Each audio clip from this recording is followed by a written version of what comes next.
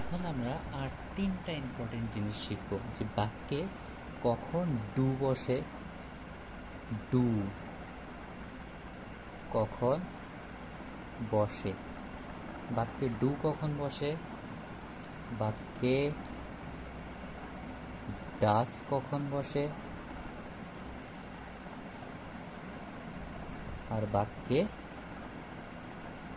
Did কখন বসে। Do, does, did. তাহলে ডু কখন বসে?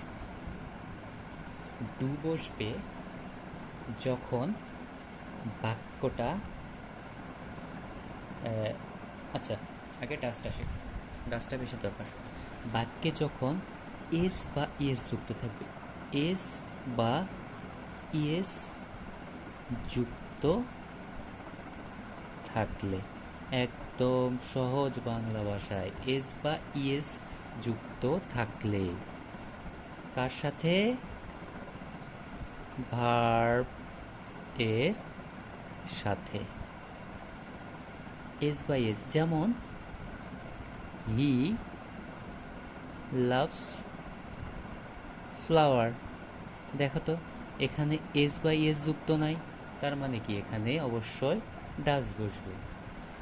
আর যদি এস বা ইএস না থাকে, এস বা ইএস না থাকলে, এস বা ইএস না থাকলে কি হবে? ডু বসবে তখন। যেমন I go to school. Verb কোনটা? গো মানে যাও। ভার্বের সাথে এস বাই এস না থাকলে দেখো গো এর সাথে কি এস বাই এস আছে? নাই। তাহলে এখানে অবশ্যই কি বসবে? ডু বসবে। লাস্ট, ডিড কখন বসে? ডিড বসে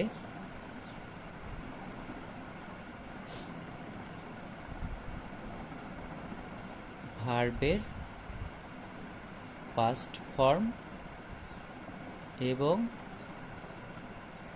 ইডি যুক্ত থাকলে, এবং না এটা অথবা, ভার্বের পাস্ট ফর্ম অথবা ইডি যুক্ত থাকলে।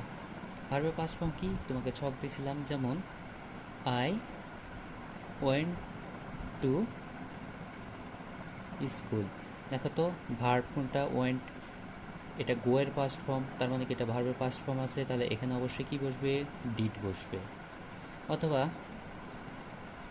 I wanted to go, I wanted to go. এই যে দেখো তো ভার্বের সাথে ইডি যোগ আছে না, তাহলে কি বসবে? অবশ্যই ডিড বসবে। শেষ, গ্রামাটিক্যাল।